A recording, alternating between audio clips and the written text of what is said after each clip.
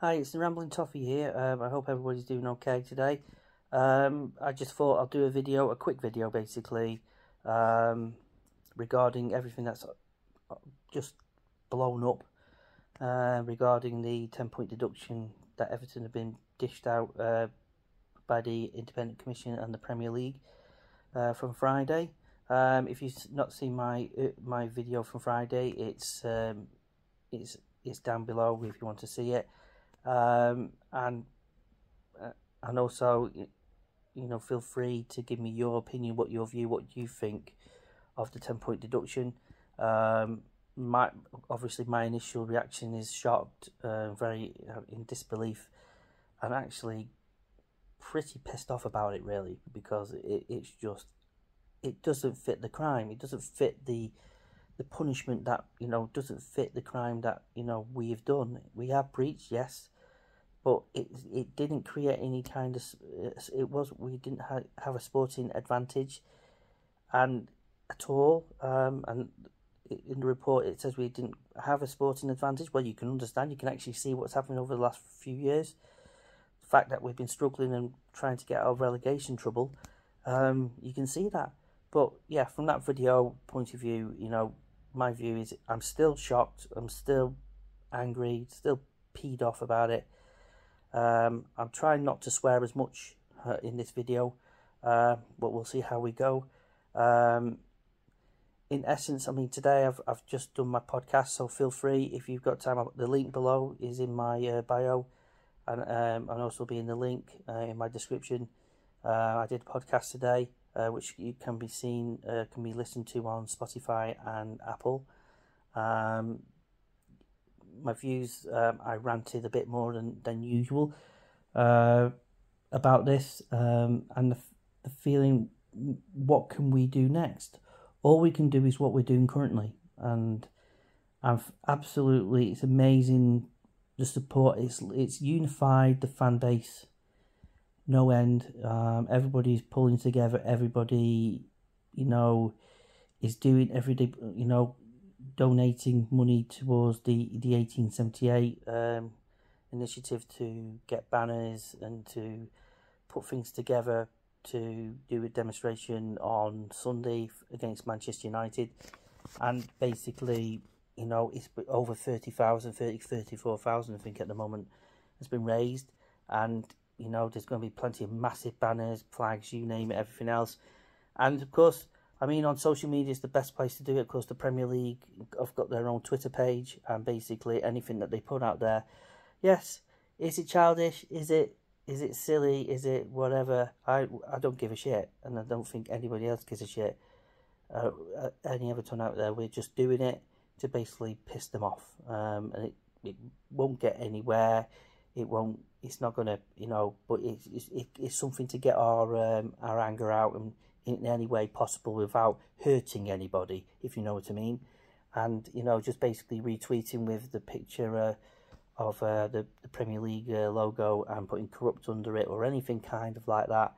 It's been ongoing for the last few days, and it's just going to continue doing it until such time, well, it will blow out probably, but everybody's doing it. It's just a bit snide, but who cares?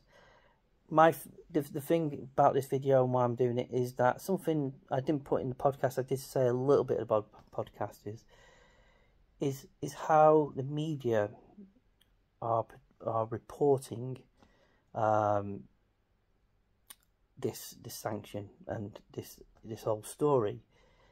And there are good pieces out there from national journalists, and there's quite a few out there that are really good. I mean, I will pull out Ollie Holt, who put a really good article out in the Daily Mail of all places. Forget about the other guy, Matt Hughes, who I don't know, for some reason has some vendetta against us. I think it needs help, basically, for the amount of crap that he puts out. But I'm not a big fan of Ollie Holt's, in a sense, because he's been very much a supporter of Bill Kenwright, and last season where he was defending the board and defending the club in the sense of the word, when why we're in this position at the moment, with all the failings that they made and everything that happened. And we're now seeing why they left the club, while Denise Barrett-Baxendale and Grant Ingles and Graham Sharp. I don't know if Graham Sharp didn't really have any kind of impact, but the CEO, Denise Barrett-Baxendale and Grant Ingles, they had an impact. And basically, you know, they and of course Bill Kenwright as well, and the owner, they were all part of creating the issue that we have, and it being in the financial struggles that we have done over the last few years, and struggling to, you know, stave away from relegation. For me, you know, that's the whole thing. But Ollie Holt was always defending that and defending the club, and was more critical of the owner than anything else. But in my thinking, it's a team situation. They're all in it together. They all have to work together to actually make the club better. And well, we could see what happened on that front. But he did do a very good piece yesterday, and, you know, it was truthful and right to the point. So, you know, props to him. So that was good on one front. And there's several other journalists like that out there. I can't, you know, that I've read over the weekend, have, you know, been honest and open, and I've actually obviously read the report and actually given the right, you know, balanced view on the situation, and coming to the same conclusion as an Everton fan has had, that it's just, you know, the deduction is too overboard, and it doesn't fit the crime that has actually taken place. And the breach is a very minor one. It's a technical one. It was an accidental breach in the sense of the word. And, you know, it could have been the setting. It should have been, if it was a punishment, there could have been many other ways that you can punish the club. But as I go, you know, but to go in that sense, but some have actually defending the club and actually feel that, you know, this is not right, and it should have been something different, and they don't know why the Premier League are being this way. But in some ways, isn't it being conspiracy theory or whatever else, we all know why the Premier League has done this. Easy target that we are.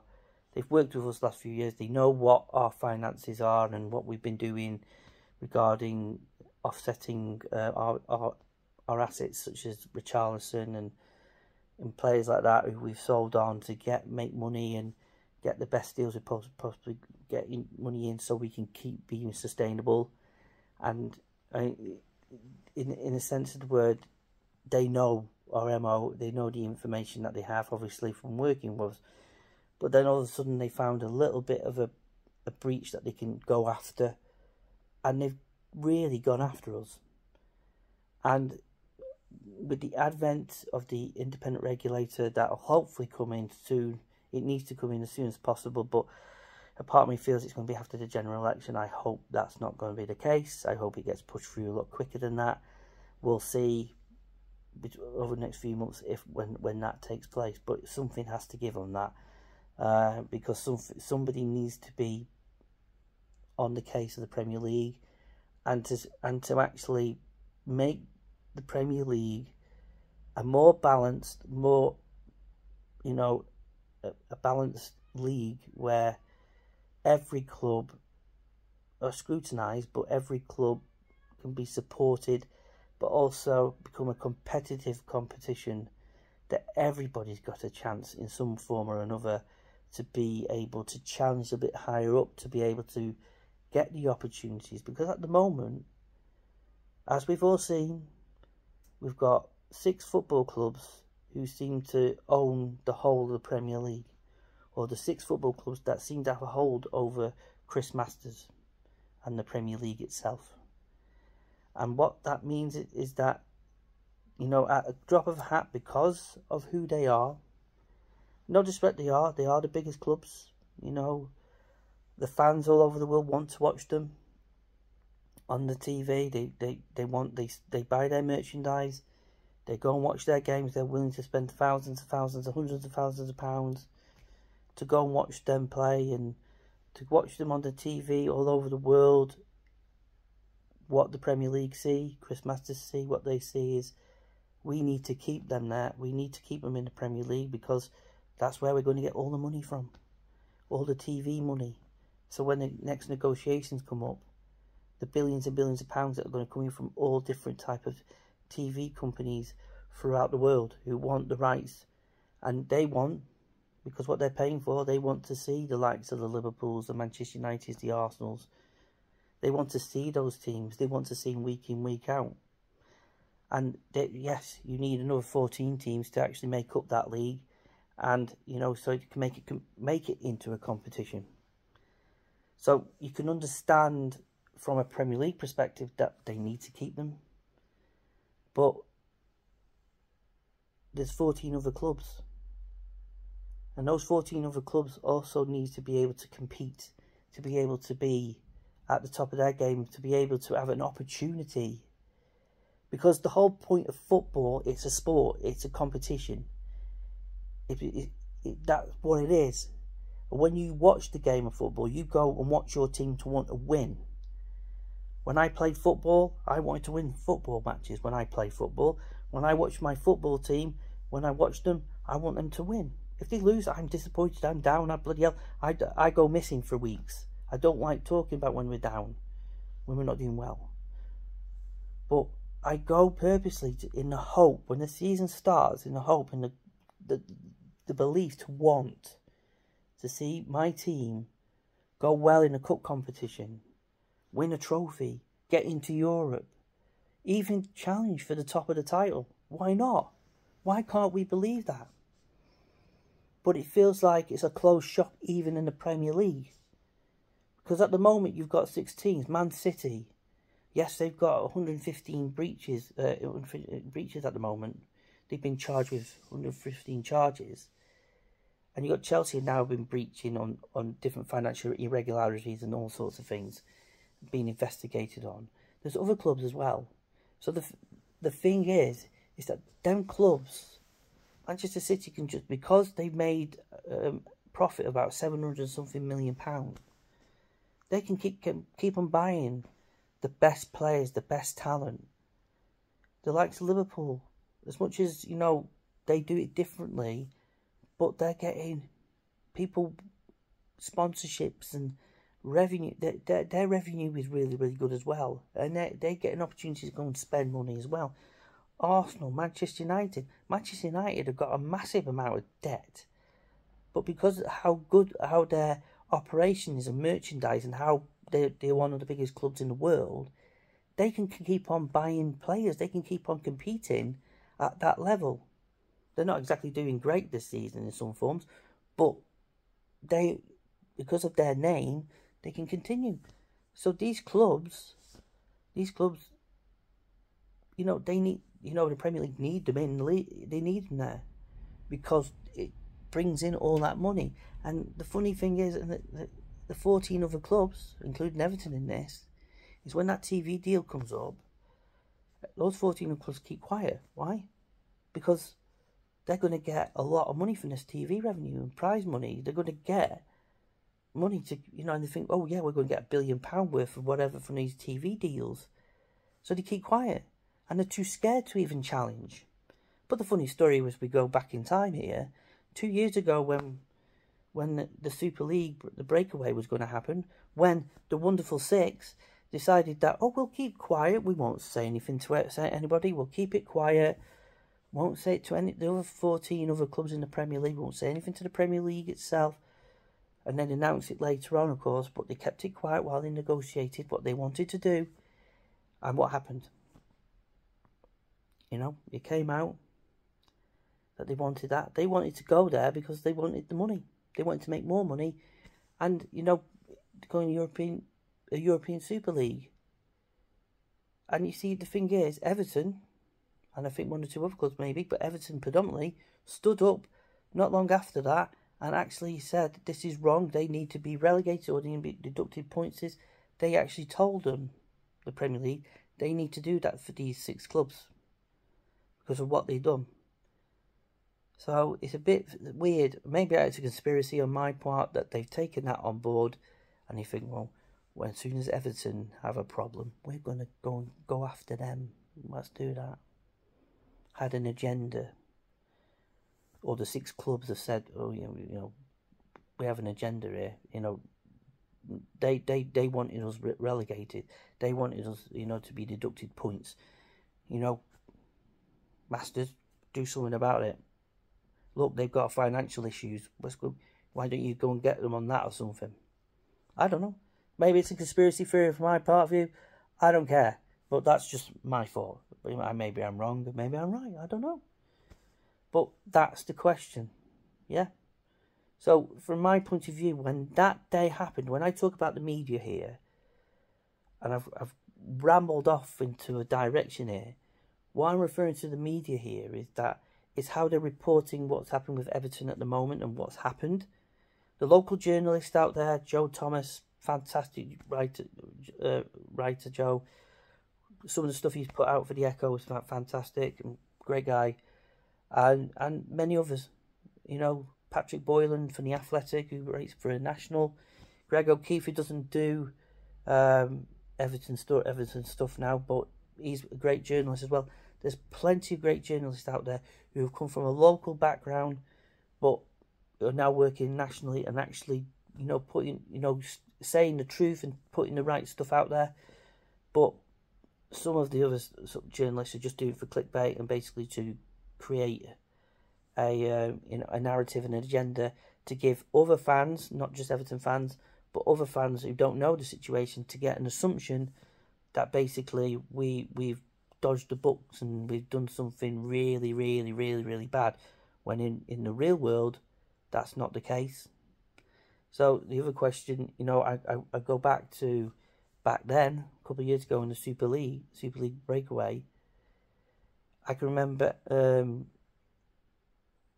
a certain journalist for the Times, I forgot his name off the top of my head, sorry about that, and he, like the Premier League, when the whole uproar of this was happening, when Sky Sports were talking about all the former players, presenters, every media outlet going, news channels, you name it, newspapers, you name it, social media, the whole thing, everything said this is wrong, this is not, can't happen, it will break up the pyramid, it will destroy English football as it is, they can't do it. When that died down and they back down and reverted to kind of said, no, we apologise, we're not going to. What happened within that period was certain journalist comes out with it and says, don't punish the fans, don't punish the players, don't punish the staff, don't punish the managers, don't punish them. They've done nothing wrong. If you want to punish anybody, punish the owners. They're the people that have made the mistake. That journalist put that out there. But also, I believe the Premier League was the one that also said that in their statement. Don't punish the fans. And then you've also got plenty others have all said to say, we can't punish the fans. We can't do that. Well, they've not done anything. They've just got their match-going fans who are watching the TV, doesn't matter. Why you shouldn't punish them by deducting points from them for what they've done. Shouldn't punish them. So they took that to heart, didn't they? So what happened next, of course, which is great, when things started to slowly get back to normal, and the 6 clubs were like normal, like nothing happened in some ways. The Premier, yes, you breached rules in the Premier League rules. Oh, so what we'll do is, why don't you come and sit around the table? We'll negotiate a fine. Yeah, well, that's a good idea. Well, I'll tell you what, we'll all pay £3.6 million each. We're rich clubs, we can afford that. It's like pocket changes, so you found something you can find down your sofa. Like me trying to find a 50p. So, why not? That's a good idea, isn't it? Hey, yes, we can do that. That keeps us happy. But of course, yeah, we'll do that. You can put that to grassroots football, wherever. I don't know where it went to, because I've never heard what happened to it since that money, that £22 million from the 6 clubs. But here's the thing. And the next thing is like, okay, that's great, But what we're going to do though is, if you do it again, this is a little bit of a slap on the wrist. If you do it again, we will deduct 30 points from you, and we will fine you even more money if you were to go back into this the Super League group again is you want to try and do a takeover again. Takeaway. Yeah, it feels like a takeaway, doesn't it? Takeover. So, simple question, isn't it? It's not happened since. So everything was fine, and it's back to, ever since then it's been back to normal. Oh, players signing for City, players signing for, Liverpool, United, all the different teams, big £80 million fees here, this, and it was like nothing happened. And the media seemed to get back to normal. Everything's hunky-dory in the world. Nothing to see here. Did the owners get anything? They just apologised. The only thing that they lost was a few £1,000,000. That's it for them. And that's the question. So that happened then. And when I talk about the media, there you go, isn't it? Isn't it great? Their agenda, their narrative. So we fast forward to now. We have a situation where, okay, everybody brings it up. The Man City's 115 charges. We now have Chelsea, who through Abramovich over the years is putting money here, there, and everywhere, and breaching, all sorts of stories coming out about that. And now the new owner, Bowley, has basically spent over £1 billion over 2 transfer windows or whatever it is, and as if, oh yeah, we could just do what we like. And you think, what's the losses and all the regulators, the FFP regulations, they're making losses. I believe Manchester United have made a loss. I think, Man City haven't, of course, but they've got in a position like they are because they've used whatever they've done to get to where they have. And it might be found that all them charges will come out nothing, and basically they've done everything right. We won't know because we've not heard anything about it, and this is what's great about the media. The media have decided, oh, here's an easy target over there. There's Everton. They've been struggling. They haven't got much money. They're trying to, build a brand new stadium over here. They want to improve. And as I mentioned before about the 14 other clubs, and everybody wants to compete, wants to get better, wants to get into Europe, wants to challenge for trophies, wants to do all that thing. So what we're doing, we have a stadium that is not fit for purpose anymore, and we have this brand new stadium that is going to be completed in the next year, and that's going to be fantastic. That's going to generate money coming in. It's going to be great for the club if we get there. Because on another story, of course, we've got the takeover with 777 Partners, and are they the right people? Have they got the funding? We don't know. They're not communicating as much at the moment because they feel they can't do it at the moment. But that's another story for another day. But basically, at the moment, they're the ones that are just putting money into the club to keep the club going until they've taken over it. But what happens if they can't? If they don't get the FCA approval or the Premier League approval? There we go, Premier League again. They might decide, we don't want to, no, we don't think you're good enough. And if that happens, that money, I think, becomes equity. Maybe I'm wrong, let me know. And that goes in. So that's another company that has put money into our club and basically, might want it back. And then we could be in administration. And if we go into administration, we get an automatic 9-point deduction. So forget about that. That stadium will end up, we won't be able to afford to keep that stadium going because we might be in the Championship. That's doom and gloom. Hopefully that's not going to be the case. We'll see what happens over the next few weeks. So, all this and more, isn't it fun? But I just want to say that, as Evertonians, we're going to stick together. We're coming after you, the Premier League. We're going to, do what we want to do to get our voice over, to tell you that, what we feel about yourself, about the Premier League, and about the way that you are operating, and what you're going to see at the Manchester United game on TV, on Sky Sports. You're going to see banners, you're going to see flags, you're going to see a unified fan base, and we're coming for you. So watch this space on that front. Anyway, thank you very much for listening, for watching. This is I'm going to do more of these videos. I've done a podcast today, so if you can go over to Spotify and search for the Rambling Toffee podcast. I'm on there. Please give me a listen. Give me as many views as listen. Give me as much feedback as possible. Not just on this video, but any videos that I put out or any podcast that I've done. That would be fantastic. I also want to put a shout out to the Obstructed View Podcast. Please get them a listen if you can search for them as well. I did do a little piece on there regarding the 10-point deduction, so I'm on there as well. I'm hopefully collaborate with other podcasts over in the future. We'll see how that pans out. On that note, thank you very much. This is the Rambling Toffee signing out, and I'll speak to you soon. Take care. Bye bye.